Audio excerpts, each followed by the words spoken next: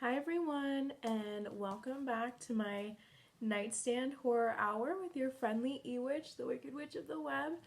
I am, of course, back again with Attack of the Jack-o'-lanterns Part 2. This one might actually be, because it's going to be 3 parts, this part might be a little bit shorter, just because I read more than I intended. The book's a little shorter than I thought. I read more than I intended in the first one, so I'm going to do like 30 pages for this one, 30 pages for the last one, so it's still like a 3-parter.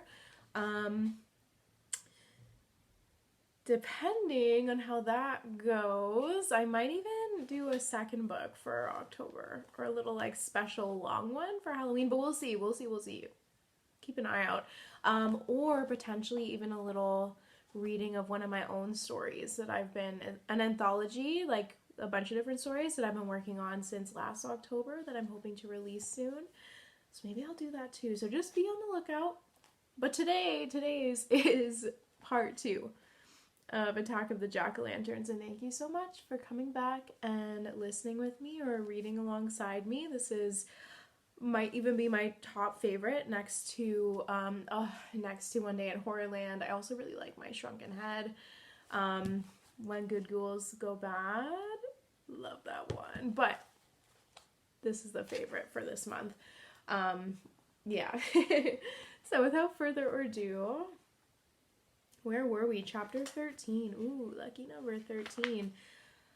Here we are with chapter 13 of Attack of the Jack-o'-lanterns. Thank you for being here with me again.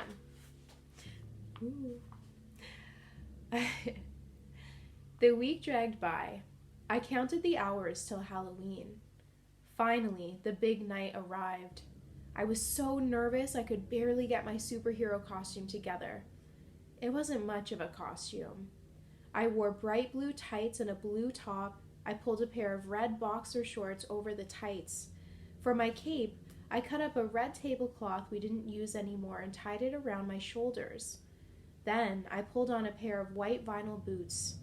I had a red cardboard mask that just covered my eyes. Super Drew, I proclaimed to the mirror. I knew the costume was lame, but I didn't care. Tonight wasn't about costumes, it was about terror. It was about scaring 2 kids to death. I grabbed a large brown shopping bag from the closet to use as a trick-or-treat bag. Then I scrambled down the stairs, hoping to get out of the house before running into my parents.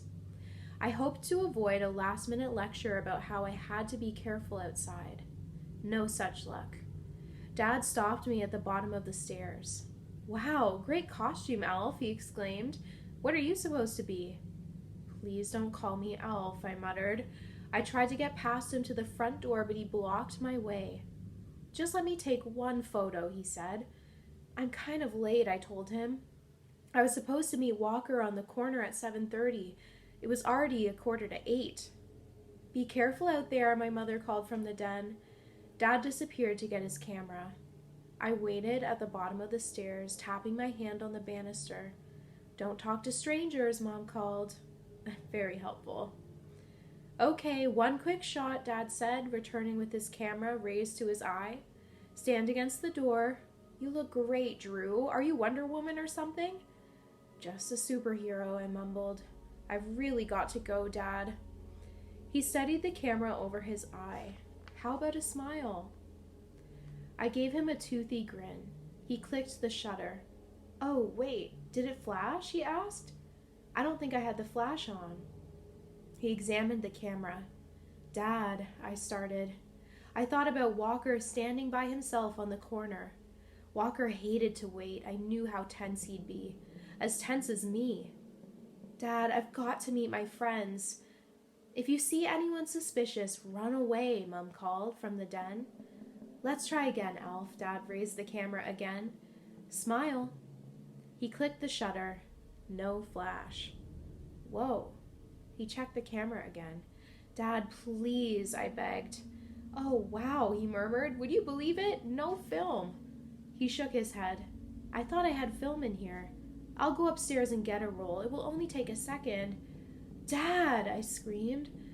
The doorbell rang. It startled us both. "Probably some trick-or-treaters," Dad said. I leaped to the door and pulled it open. I squinted into the yellow porch light. A boy stood there in all black. He wore a black sweater and black pants. A black wool ski cap was pulled down over his forehead. He had black makeup covering his face, and he wore black gloves. Cute costume, Dad declared. Get him a candy bar, Drew. I groaned. Dad, it's not a trick-or-treater, it's Walker. I pushed open the storm door so that Walker could come in. I thought you were going to meet me, he said. Dad stared at Walker's all-black costume. What are you supposed to be, he asked. A dark and stormy night, Walker replied. Oh yeah, I love that so much. Huh? Where's the stormy part, I asked. Here, Walker replied. He raised a black plastic water pistol and squirted me in the face. Dad burst out laughing. He thought that was a riot. He called Mum in from the den to take a look. We're never getting out of here, I whispered to Walker. We're going to miss Tabby and Lee. We had the night all planned out, down to the minute. But now the whole plan could be ruined. I had a knot in my stomach. I could feel it tightening. The cape suddenly felt as if it were choking me. Mom and Dad were admiring Walker's costume. A dark and stormy night, very clever, Mom said. But how will anyone see you in the dark? You'd better be careful crossing the street. Mom had advice for everyone tonight. I couldn't take it anymore. We've got to go. Bye, I said. I shoved Walker out the door and followed right behind him. Mom called out more warnings from the house, but I couldn't hear her. I pulled Walker down the driveway and we hurried toward the corner. That's where we were supposed to meet Tabby and Lee, our two victims. You should have stayed on that corner, I scolded Walker. Maybe Tabby and Lee were here already and left. But you were so late, Walker protested. I thought maybe something was wrong. My heart was thumping. The knot in my stomach grew even tighter. Okay, I urged. Let's just calm down. It was a clear, cold night. A light frost made the lawn silvery. Overhead, a sliver of moon rested near a cluster of bright stars. Most of the houses on the block had their lights on. I saw two groups of little trick-or-treaters across the street. They were all hurrying up the same house. A dog barked excitedly in the house next door. I turned my eyes to the corner where we were supposed to meet Tabby and Lee. No one there. Walker and I stopped under the streetlight. I adjusted my cape. It was really choking me. I saw that I hadn't cut it short enough. The bottom was soaked from dragging along the ground. Where are they? I demanded. You know they're always late, Walker replied. He was right. Tabby and Lee loved to keep people waiting for them. They'll be here any second, Walker said. A tall hedge ran along the corner yard. Walker started pacing back and forth from the hedge to the curb. His outfit was so black, when he stepped into the shadow of the hedge, he completely disappeared. Would you stop pacing? I started. But my voice caught in my throat when I heard a cough from the other side of the hedge. A low, gruff cough. Not a human cough. More like an animal growl. I turned and saw that Walker had heard it too. He stopped pacing and stared at the hedge. I heard a scraping sound. The hedge appeared to shiver. Who's back there? I choked out. The hedge shook again, shook and cracked. Hey, who is it? Walker cried. Silence. The hedge shook, harder this time. Is this a joke or something? Walker demanded in a trembling voice. Another low animal growl. No, I cried out as two ugly creatures came snarling through the hedge. I only saw a blur of ragged fur, open jaws, saliva-covered teeth. Before I could move, one of the creatures leapt onto me, snarling and growling. It shoved me roughly down to the grass and dug its fangs into my shoulder. Chapter 14. I let out a shrill wail of pain. I tried to scramble to my feet, but the snarling creature had me pinned to the ground. Stop! Stop! I struggled to squirm free as the creature tugged my cape over me, covering me like a blanket. Hey! I heard Walker's angry shout, but I could see what was happening to him. I couldn't see what was happening to him. No! Let me go! I shrieked. With a frantic burst of energy, I reached up one hand and swiped at the creature's drooling face. To my shock, the whole face pulled off easily. A mask. I held a rubber mask in my hand. I stared up at its grinning face. It took me a few moments to recognize the boy. Todd Jeffrey. Yes, Todd Jeffrey, the high school kid who had frightened us all at Lee's party 2 years ago. Ugh, Todd, I murmured. I frantically pulled the cape away from my face. Gotcha, gotcha good, he whispered. He let go of me and stood up. You creep, I cried angrily. I tossed the rubber mask in his face. He caught it in one hand and laughed. Drew, can't you take a joke? Huh? A joke? A joke, I screamed. I climbed to my feet and furiously began brushing myself off. My cape was totally tangled and covered with wet brown leaves.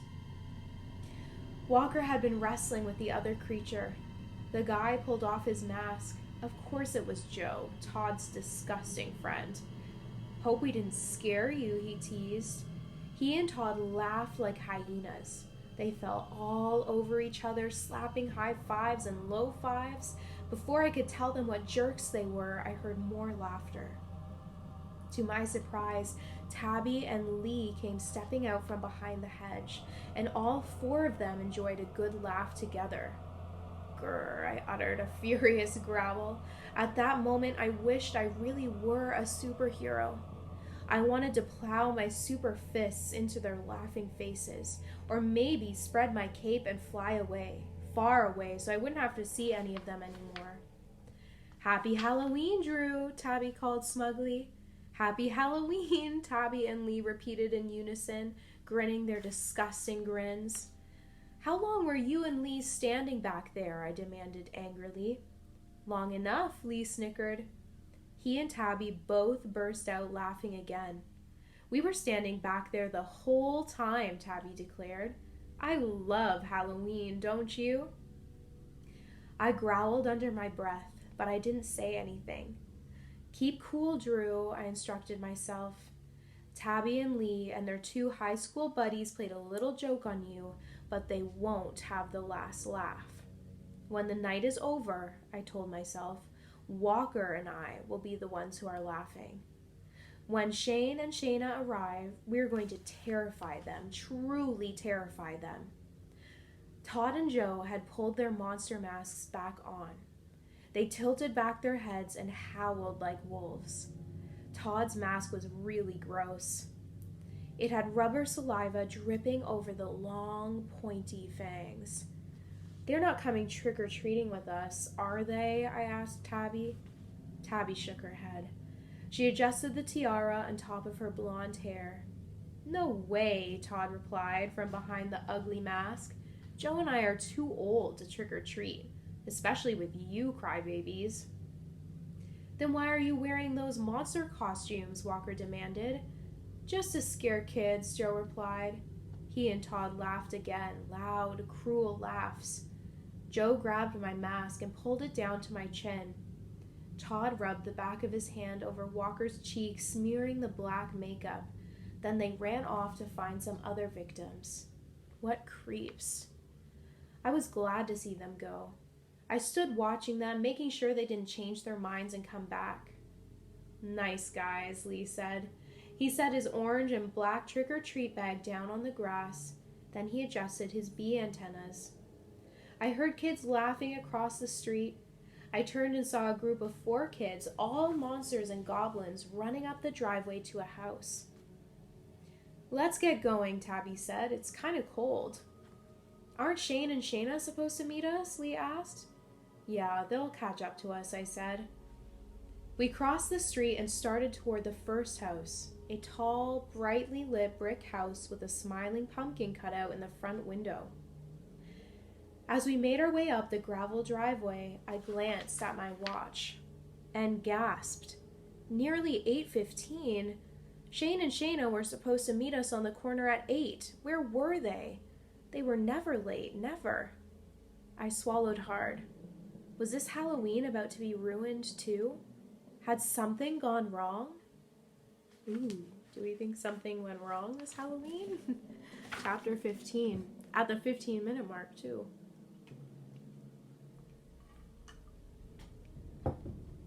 Okay, chapter 15. We stepped up onto the front stoop and peered through the glass storm door. A big orange cat with bright blue eyes stared back at us from the other side of the door. I rang the doorbell. A few seconds later, a smiling young woman in jeans and a yellow turtleneck came hurrying to the door. She carried a basket of Snicker bars and Milky Ways. "You all look great," she declared, dropping a candy bar in each bag. "Drew, hold up your bag," Tabby ordered, shrilly. "Oh, sorry." I was still worrying about Shane and Shayna. I held up my bag for the woman. The cat narrowed its amazing blue eyes at me. "Are you supposed to be a princess?" the woman asked Tabby. "No, a ballerina," Tabby replied. "And you're a lump of coal?" the woman asked Walker. "Something like that," Walker muttered. He didn't do his dark and stormy night routine. I guess he was worried about Shane and Shayna too. "Have fun," the woman said. She pulled the storm door shut. The four of us jumped off her stoop and started across the frost-covered grass to the next yard. When I glanced back to the door, I saw the cat still staring out at us. The next house was dark, so we crossed the lawn to the house next door to it. A group of kids were already on the front stoop, shouting, "Trick or treat! Trick or treat!" "Where are they?" I whispered to Walker. He shrugged. "If they don't show up," I started, but I saw Tabby watching me, so I didn't finish my sentence. We waited for the kids to leave, then climbed up to the stoop. Two little kids, probably 3 or 4 years old, were handing out little bags of candy corn to everyone. They laughed at Lee's bee costume. They wanted to feel the antennas. The little boy asked Lee where his stinger was. "I stuck it in someone," Lee told him. They stared hard at Walker's all-black outfit. I think it's kind of frightened them. "Are you supposed to be a monster?" the little girl asked Walker timidly. "No, I'm a lump of coal," Walker told her. She nodded seriously. We hurried away and did 3 more houses to the end of the block. I saw 2 kids that I babysit for. They were in matching robot costumes.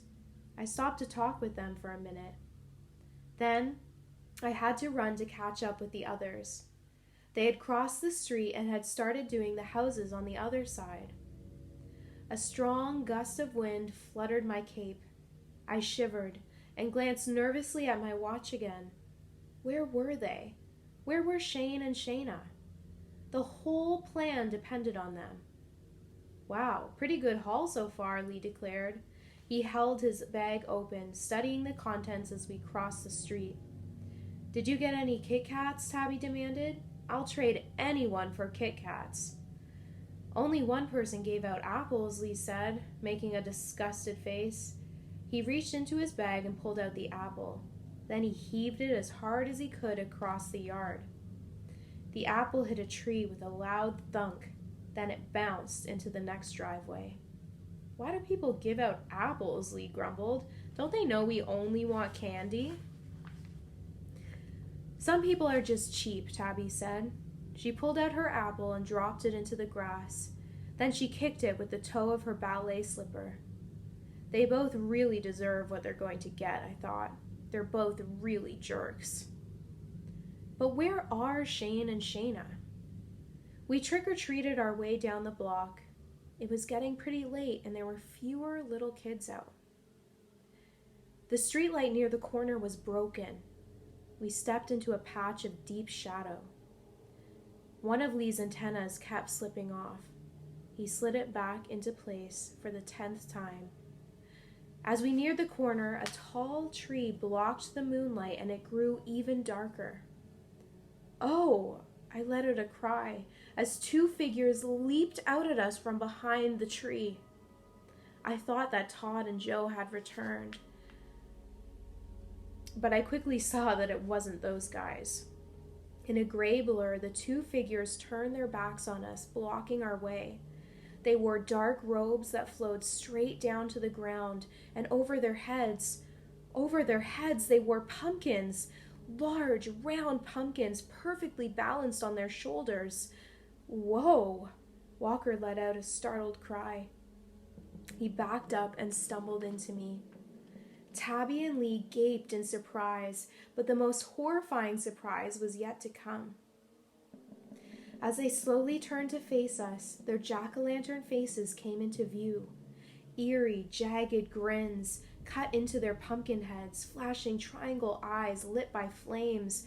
Bright orange and yellow flames danced inside their heads, and as the pumpkin heads turned their fiery, ragged grins on us, Walker and I opened our mouths and screamed in terror. Chapter 16. Who will it be? Chapter 16. Our screams echoed down the block. The fire flashed in the pumpkin heads' eyes. I turned to Tabby and Lee. The light from the fiery jack-o'-lantern faces flickered over their faces. They stood calmly, staring at the grinning pumpkin heads. Tabby turned to me. "Is this your idea of a joke? Were you trying to scare us?" "I know it's Shane and Shayna," Lee said. He tugged at one of the dark, loose, flowing costumes. "Hey Shane, how's it going?" The two pumpkin heads remained silent. "How did you get the fire to work? Do you have candles in there?" Tabby demanded. "How can you see?" The pumpkin heads grinned back in silence. A lick of fire darted out from one of the jagged mouths. I shivered. These costumes were too good. I could hear the flames hiss inside the big orange heads. The costumes were dark green like pumpkin vines. Why aren't Tabby and Lee frightened, I wondered. I expected Shane and Shayna to appear in something frightening, but I didn't expect anything as good as these fiery jack-o'-lantern heads. The costumes were great, but I felt so disappointed. Tabby and Lee were definitely not frightened. This Halloween is going to be a disaster, like the others, I thought. I stepped up beside Walker. I couldn't see his expression under all that black makeup. "How do they do the fire?" he whispered. "It's really awesome." I nodded. "But it didn't scare Tabby and Lee," I whispered back. "It's early," Walker whispered. "Shane and Shayna have just started." My cape had become tangled around my legs. I tugged it free and tossed it behind me. The two pumpkin heads still hadn't said a word. Tabby picked up her trick-or-treat bag and turned to me. "You'll have to do better than this if you want to scare Lee and me," she said with a sneer. "We're not scaredy cats like you two," Lee boasted. Flames darted out of the pumpkin heads' eyes. They both tilted their big heads as they stared at Tabby and Lee. How do they do that, I wondered. How do they control the flames? Do they have some kind of remote control? "Well, are we going to stand here and freeze, or are we going to trick-or-treat?" Tabby demanded. "Let's do your block," I suggested to her. Tabby started to reply, but a hiss of fire from the nearest pumpkin head made her stop. "Let's go somewhere else," the jack-o'-lantern said from somewhere inside the pumpkin head. His voice came out in a hoarse crackle, too harsh to be a whisper, a dry, choked sound. "Somewhere else," his partner echoed. Her voice also came out in a hoarse crackle, like dry, dead leaves being crinkled together. "Excuse me?" Lee cried. "We know a better neighborhood," the first pumpkin head crackled. The jagged mouth, cut through the thick pumpkin flesh, did not move. The voice hissed from inside. The orange and yellow flames tossed in rhythm to the words. "We know a better neighborhood, a neighborhood you won't forget." Tabby laughed. She rolled her eyes. "Oh, wow, scary voices," she said sarcastically. "Ooh, I'm shaking, Lee teased. He and Tabby laughed together. "Give us a break, guys," Tabby said to the Pumpkinheads. "Your costumes are pretty good, but they didn't scare us. So lose the creepy voices, okay?" "Yeah," Lee agreed. "Let's go do some houses. It's getting late." "Follow us," one of the Pumpkinheads hissed. "Follow us to a new neighborhood, a better neighborhood." They led the way down the street. Their big heads bounced on their shoulders as they walked. The fire flickered from their heads, casting a low glow like lighted torches. "What are they doing?" Walker whispered in my ear. "This isn't in the plan. Where are they taking us?" I didn't know. Chapter 17. It's getting spooky, you guys. We walked 3 blocks, heading away from our houses. We passed a row of big stone houses set back on wide lawns behind tall hedges. The next block had an empty lot where someone had started to build a house and then stopped. The 2 Pumpkinheads walked quickly, taking long strides. Their heads bounced on their shoulders. They kept their fiery faces straight ahead and didn't glance back at us. "Where are we going?" Lee demanded, jogging to catch up to them. He tugged at one of their shoulders. "You're passing a lot of good houses across the street." The jack-o'-lantern creature did not slow down. "Let's try a new neighborhood," he crackled. "Yes," his partner hissed, "a new neighborhood, a better neighborhood, you'll see." They led us past the empty lot, past a row of small, dark houses. "Where are we going?" Walker whispered. He motioned to Shane and Shayna. "What is their problem? Why are they doing this? They're starting to scare me." "I'm sure they know what they're doing," I whispered back. I gazed around the block. I didn't see many other trick-or-treaters. It was getting late, and most of the little kids had already gone home. In the next driveway, 2 tall kids, a gorilla and a chubby clown, were pawing through their trick-or-treat bags. They had their heads lowered to the bags. We passed by them, and they didn't even look up. "Hey, we're missing a lot of good houses," Lee protested. He pointed to a brick house on the corner. "Can we stop there? These people always give out handfuls of candy bars. Really, handfuls."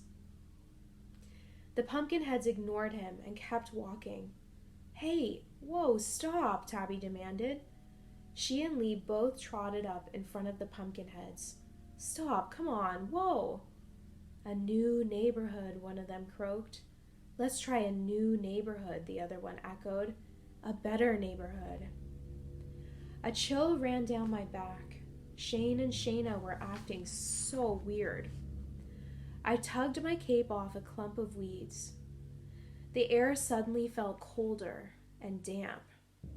I wrapped the cape around me. Up ahead, Lee fiddled with his bee antenna. I saw that Tabby's ballet slippers were soaked with mud. We followed the Pumpkinheads across the street, and then they stopped off the sidewalk and started into a dark woods. Walker hurried up beside me. Even through his heavy makeup, I could see the worried expression on his face. "Why are they taking us into the woods?" he whispered. I shrugged. "I guess they're getting ready to scare Tabby and Lee." Twigs and dead leaves crackled under our shoes as we made our way between the trees. A frightening thought flashed into my mind. I suddenly pictured the 4 fat people who had disappeared. 4 people vanished into thin air, never seen again. I remembered all of my mother's warnings. I remembered how she told us to stay where there were a lot of kids and a lot of bright lights. I remembered how she didn't even want me to go trick-or-treating tonight. This is wrong, I realized. Mom's advice was smart. We shouldn't be walking through the woods tonight, I knew. We shouldn't be away from the street, away from the brightly lit houses. We shouldn't go off by ourselves, like this in the dark, creepy woods. A new neighborhood, a pumpkin head crackled from up ahead. And past these woods, just past these woods, the other one whispered. A really good neighborhood, you'll see. The light from inside their heads flickered over the dark triangles of bare trees and tall weeds. My heart began to thud. I hurried to keep up with the others. Shane and Shayna are good friends, I told myself. I'm sure they know where they're going. But this isn't what we planned. This isn't what we planned at all. Why do I have such a bad feeling about this? Chapter 18. Let me see how far. Okay.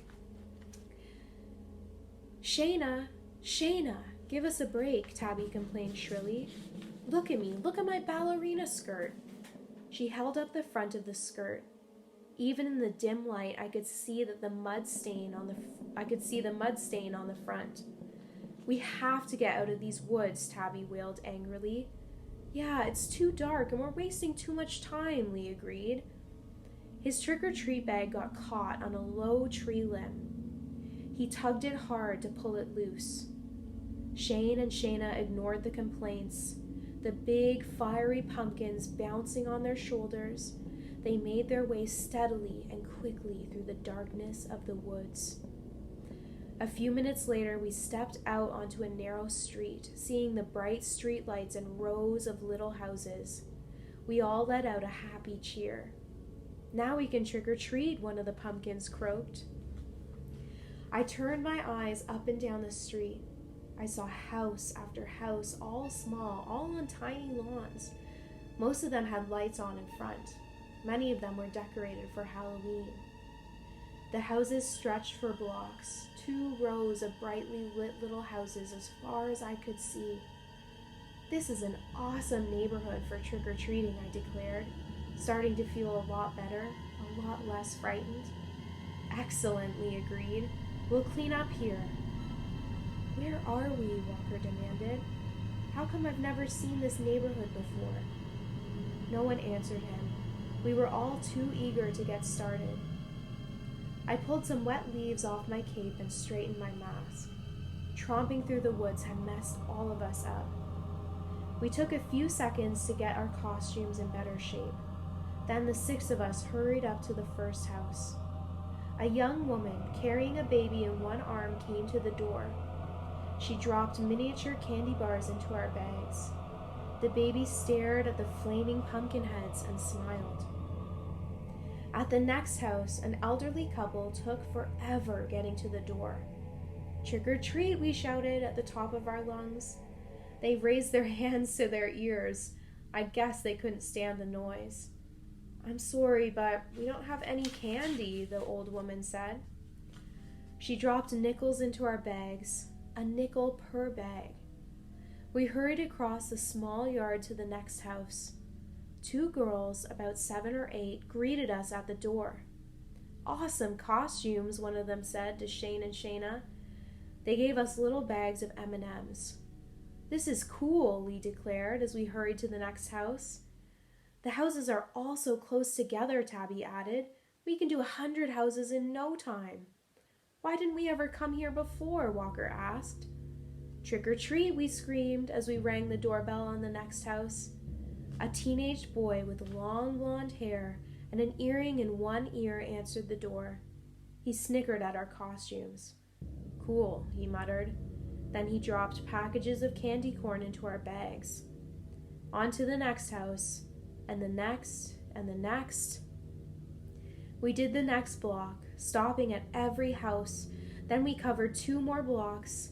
The little houses seemed to stretch on forever. My trick-or-treat bag was nearly full.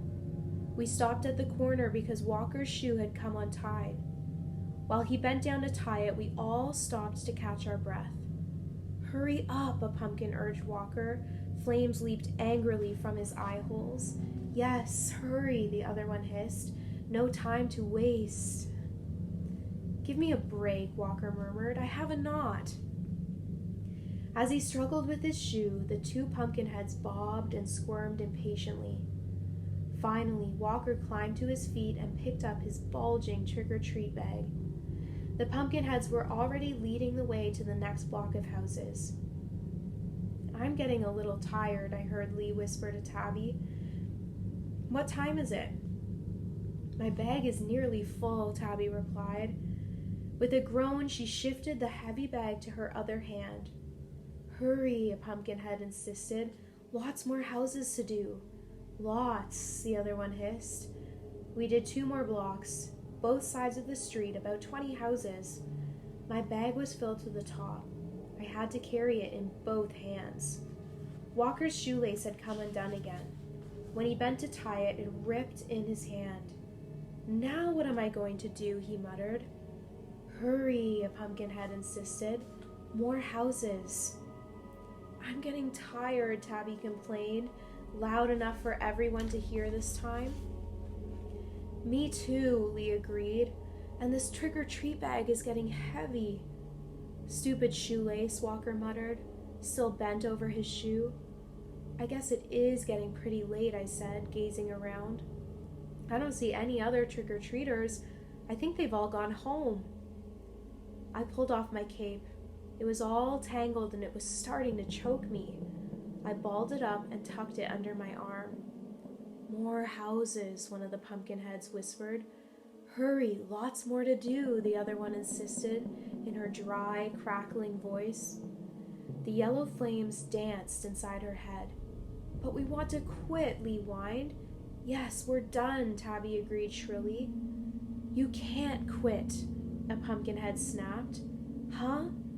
Lee's mouth dropped open. "Keep going, you can't quit," the pumpkinhead insisted. They both appeared to float up, to rise up over us. The fires raged in their triangle eyes. The heads floated up over the dark, caped bodies. "You can't quit. You can't ever quit." Chapter 19. I'm going to stop here, and we'll finish the last few chapters in part 3. Ooh, I love this book. I hope you guys are loving it so much too. I think it gives really good Halloween vibes, obviously with the trick-or-treating. Got my little pumpkin heads back there. Yeah, I hope you guys are really enjoying this book, and thank you so much for reading along or listening along with me. Happy Halloween month again. We're getting closer to the best night of the year. Yeah. Thank you so much. I hope you guys are having a super spooky day or night or whatever it is where you are, and I will see you next time. Bye.